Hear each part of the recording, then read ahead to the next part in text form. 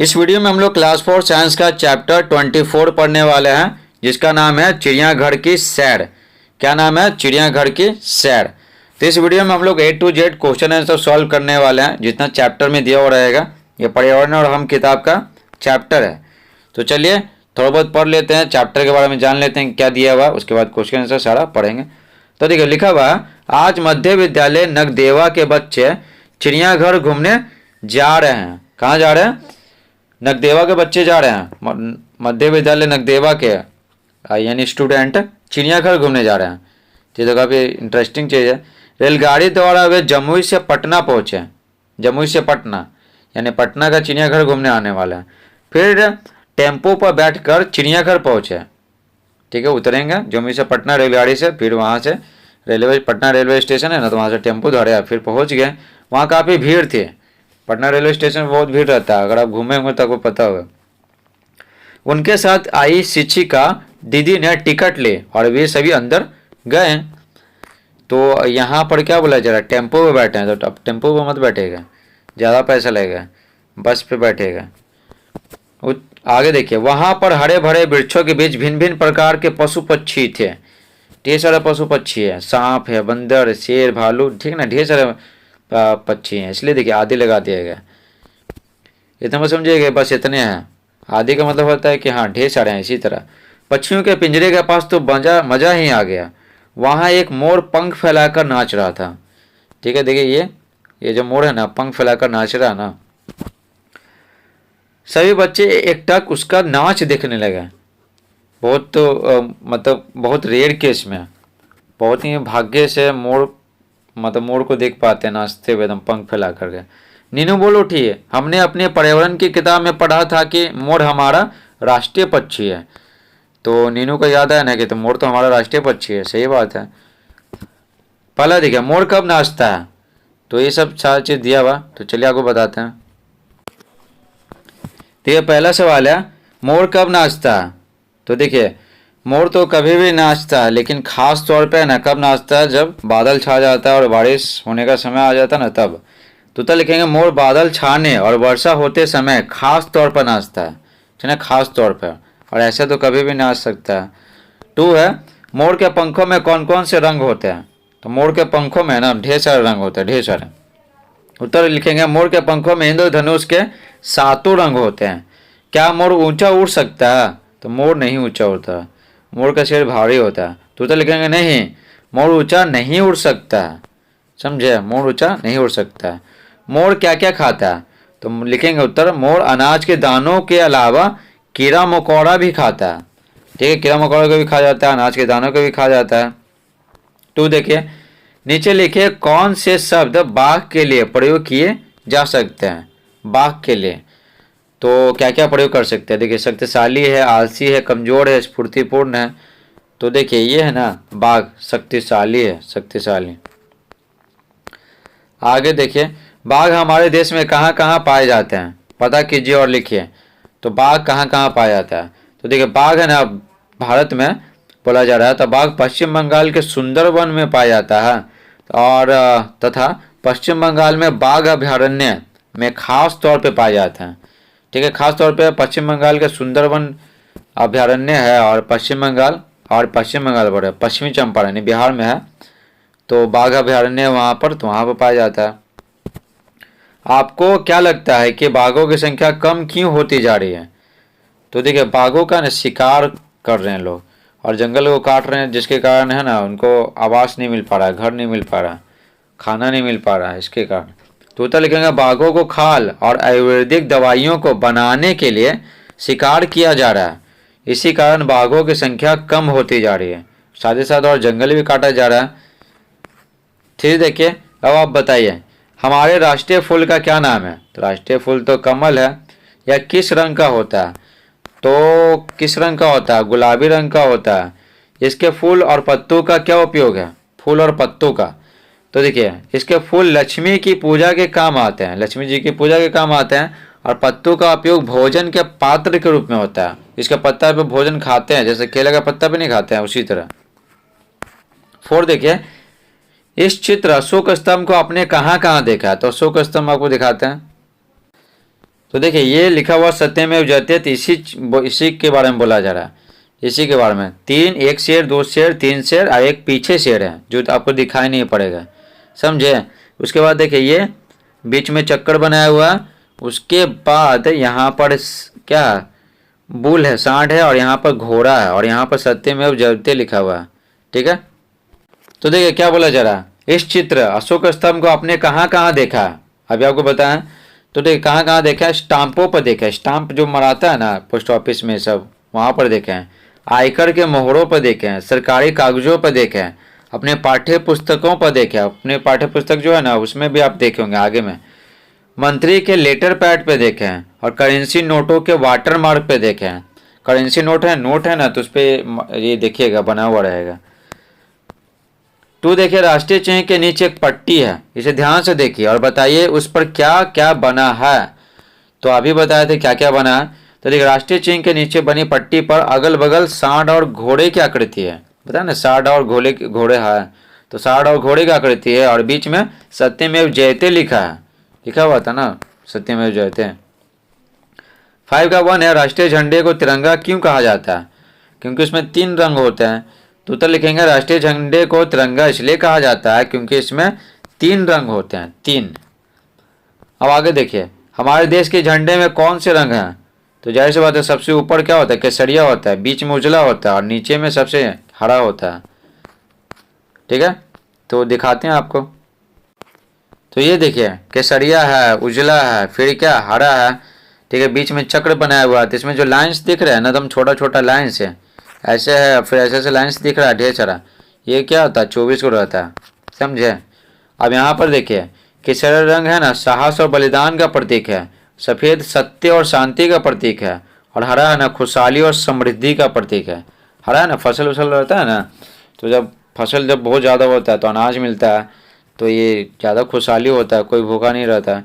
तो हरा है ना खुशहाली और समृद्धि का प्रतीक है, ठीक है।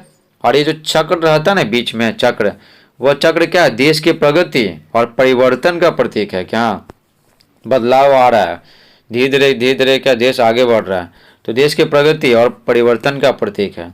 जैसे पहले कच्ची सड़कें थी तो पक्की सड़कें बन रही हैं, तो क्या हो रहा है, परिवर्तन आ रहा है, देश प्रगति कर रहा है। तो ये कौन दिखा रहा है, चक्र दिखा रहा है। तो देखिए आगे, तिरंगे में नीले रंग का एक चक्र भी होता है, आप गिनकर बताइए कि चक्र में कितने तिलियां होती है। तो चक्र में 24 तिलियां होती है।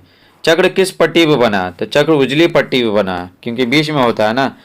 5 है, अपने स्कूल और आसपास देखकर बताइए आपको भारत का झंडा या उसका चित्र कहाँ कहाँ देखने को मिल रहा है। तो कहाँ कहाँ देखने को मिलता है, तो भारत का है ना 2 छोटा झंडा हमारे प्रधानाध्यापक के टेबल पे है, ऐसे रखा होता है, ऐसे क्रॉस के फॉर्म में रखा होता है, ऐसे झंडा या कोई यहाँ झंडा, समझे। तो अब देखे होंगे। और यह सरकारी कार्यालयों के भवन के ऊपर रहता है, तो उड़ते रहता है। और कहाँ देखे हैं, और हम तो देखे पटना जंक्शन पे देखे, बहुत ऊंचा लगाया हुआ है, ठीक है ये वो। अब आगे देखिए आपके स्कूल में झंडा कब कब फहराया जाता है। तो झंडा तो 2 दिन फहराया जाता है, 15 अगस्त और 26 जनवरी, बस तो लिख देंगे हमारे स्कूल में झंडा 15 अगस्त और 26 जनवरी को फहराया जाता है। अगला है, तभी आशा बोल पड़ी तो क्या राष्ट्रीय झंडा फहराने का कुछ नियम है। सभी बच्चे आपस में इन नियमों के बारे में बात करने लगे हैं। राष्ट्रीय झंडा फहराने का कोई नियम है कि नहीं है, कि जब मन तब फहरा दिए, जैसे मन फहरा दिए। आप भी अपने साथियों और शिक्षक के साथ चर्चा कीजिए और लिखिए। क्या चर्चा करके लिखना है, कि राष्ट्रीय झंडा फहराने का कुछ नियम है कि नहीं है। तो उत्तर लिखेंगे। तो देखिए नियम है, तो नियम लिखना, तो नियम बताते हैं। राष्ट्रीय झंडा उल्टा नहीं फहराना चाहिए, पता तो ये हो गया, उल्टा नहीं फहराना चाहिए, यानी ध्वज का केसरिया भाग ऊपर रहना चाहिए और सबसे नीचे हरा रहना चाहिए, ठीक है। आगे लिखेंगे, साथ ही हम जो झंडा फहरा रहे हैं वह क्षतिग्रस्त तिरंगे को प्रदर्शित नहीं करना चाहिए, यानी वो फटा नहीं रहना चाहिए तिरंगा, और न ही यह जमीन या पानी को छूना चाहिए। तो झंडा ना तो जमीन को नहीं छूना चाहिए। आगे देखिए 6, राष्ट्रगान में ना, राष्ट्रगान में कुछ राज्यों, पर्वतों और नदियों के नाम आए हैं, उनके नाम लिखिए। राष्ट्रगान, तो देखिए राष्ट्रगान पहले, तो पहले क्या करते हैं, राष्ट्रगान बताते हैं आपको। तो देखिए ये रहा है राष्ट्रगान, ये जो जन गण मन पढ़ते हैं ना, तो वो तो यहाँ देखिए पंजाब, सिंध, गुजरात, मराठा, द्राविड़, उत्कल, बंगा, विंध्य, हिमाचल, यमुना, गंगा। तो यहाँ पर राज्य का नाम, तो राज्य का नाम क्या है, ये है, यहाँ से यहाँ तक लेकर यहाँ तक ये सब है, ठीक है। और राष्ट्रगान कौन लिखे है, ये रविन्द्रनाथ टैगोर लिखे हैं, रविन्द्रनाथ टैगोर, ये आपको याद रहना चाहिए, ठीक है। तो चलिए यही ना पूछ रहा था कि जो राज्यों का नाम आया है ना गान में, राष्ट्रगान में, वही लिखना है। फिर पर्वतों का नाम, नदियों का नाम, तो पर्वत का नाम, नदी का नाम, तो देखिए विंध्य हिमाचल पर्वत है, यमुना गंगा नदी है, बस यही है। तो देखिए उत्तर लिखेंगे राज्यों का नाम पंजाब, गुजरात, महाराष्ट्र, तमिलनाडु, पश्चिम बंगाल और ओडिशा। ये राज्यों का नाम कौन सा लिख रहे हैं, जो राष्ट्रगान में आए हैं उनका नाम लिख रहे हैं। जनगण मन जो होता है ना उसमें जो आए हैं बस उनका नाम लिख रहे हैं। पर्वतों का नाम तो विंध्याचल हो गया, हिमालय हो गया, पर्वत है। नदी का नाम तो यमुना हो गया, गंगा हो गया। तो बस ये सब है, ये सब आया है राष्ट्रगान में। राष्ट्रगान गाते समय किन बातों का ध्यान रखा जाता है, तो देखिए उत्तर लिखेंगे राष्ट्रगान गाते समय सावधान की मुद्रा में खड़ा रहना चाहिए, यानी कि हिलना डुलना चाहिए, चलना चाहिए नहीं, सावधान की मुद्रा में खड़ा रहना चाहिए। और इसे 52 सेकंड की अवधि में ही गाया जाना चाहिए, यानी कि थोड़ा सा गा लिए फिर रुक गए, थोड़ा सा गा लिए रुक गया, ऐसा नहीं, 52 सेकंड में ही गाना और लगातार गाना। 3 हमारा राष्ट्रगान किसने लिखा है, तो अभी आपको बताएं रविन्द्रनाथ टैगोर लिखे हैं, ठीक है, रविन्द्रनाथ टैगोर। अब आगे देखिए, इनके अलावा भी हमारे कुछ अन्य राष्ट्रीय प्रतीक हैं, उनके नाम पता कीजिए। तो देखिए राष्ट्रीय खेल क्या है, हॉकी है। राष्ट्रीय नदी क्या है, गंगा है। राष्ट्रीय जलीय जीव पूरा ना, जल जीव तो डॉल्फिन है, ठीक है। तो ये तो इजी है। 8 देखिए, अपने माता पिता से 10 रुपया, 20 रुपया या 50 रुपया का नोट लेकर ध्यान से देखिए और बताइए, क्या बताना, नोट पर कौन कौन सा राष्ट्रीय प्रतीक अंकित है, ठीक है। राष्ट्रीय प्रतीक, जैसे राष्ट्रीय प्रतीक पढ़े ना, जैसे राष्ट्रीय खेल, नदी, जल जीव, ये सब जो पढ़े ना, तो उसमें राष्ट्रीय प्रतीक कौन सा है। तो नोट 10, 20 और 50 रुपया का नोट लेकर आप देखिएगा तो आपको पता चल जाएगा। देखिए नोट पर निम्न राष्ट्रीय प्रतीक अंकित है, तो क्या क्या रहता है नोट पे, राष्ट्रीय चिन्ह रहता है जो अशोक चिन्ह है, राष्ट्रपिता रहते हैं महात्मा गांधी, राष्ट्रीय मुद्रा क्या है, रुपया, तो रुपया लिखा हुआ रहता है, राष्ट्रीय वाक्य क्या है, सत्यमेव जयते, तो सत्यमेव जयते लिखा हुआ रहता है। अब आगे देखिए, राष्ट्रीय प्रतीक के अतिरिक्त नोट पर और किस चीज के चित्र बने होते हैं, ठीक है ना। राष्ट्रीय प्रतीक के अतिरिक्त नोट पर और किस चीज का चित्र बना होता है, तो देखिए सभी नोट पर ना अलग अलग चित्र बना होता है, तो ये आपको याद करना पड़ेगा। तो देखिए राष्ट्रीय प्रतीक के अतिरिक्त नोटों पर गांधी जी के अलावा कुछ विशेष चित्र बने होते हैं, ठीक है। जो देखिए क्या क्या बना होता है, गांधी जी का जो चित्र तो हर फोटो पे रहता है। और देखिए 2000 पे ना मंगलयान रहता है, ठीक है, मंगलयान। और 500 पे लाल किला रहता है जो दिल्ली में है।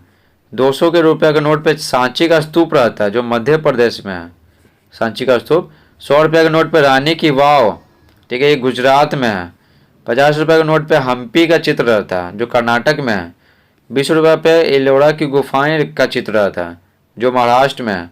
और 10 रुपये पे क्या, कोणार्क का सूर्य मंदिर का चित्र रहता है जो ओडिशा में है।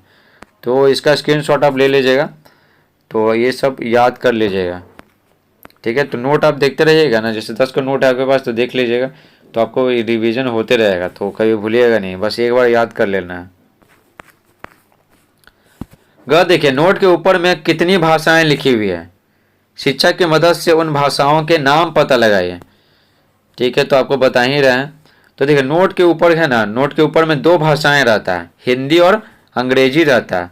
पहले आप नोट लीजिए हाथ में और आप देखिए ध्यान से, जो आपको बोलते हैं जो सीधा नोट कीजिए तो उसके ऊपर लिखा हुआ है हिंदी और अंग्रेजी, हिंदी और अंग्रेजी में लिखा हुआ है रुपया, ठीक है। और नोट के पीछे देखिए, नोट के पीछे ना एक लाइने से बीच में है ना, ठीक है, 15 को भाषा लिखा हुआ बीच में।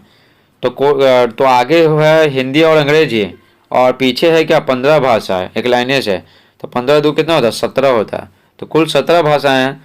तो कौन कौन है, हिंदी अंग्रेजी तो हो गया सामने, ठीक है ना, आगे की तरफ। और बाकी 15 कौन हो गया, असमी, बंगाली, गुजराती हो गया, कन्नड़ हो गया, कश्मीरी, कोंकणी, मलयालम हो गया, मराठी, नेपाली हो गया, उड़िया, पंजाबी हो गया, संस्कृत, तमिल हो गया, तेलुगु हो गया, उर्दू हो गया, ये सब, ठीक है। तमिल तेलुगु साउथ की भाषा है, दक्षिण भारत है ना, तमिलनाडु और क्या, तमिलनाडु केरल ये सब। और असम का असमी, बंगाल का बंगाली, कर्नाटक का कन्नड़, गुजरात का गुजराती, कश्मीर का कश्मीरी, इस तरह से बाकी है ना है। ठीक है, आगे बढ़ते हैं। प्रत्येक नोट पर रुपये के मूल्य के अतिरिक्त भी कुछ संख्याएं लिखी जाती हैं।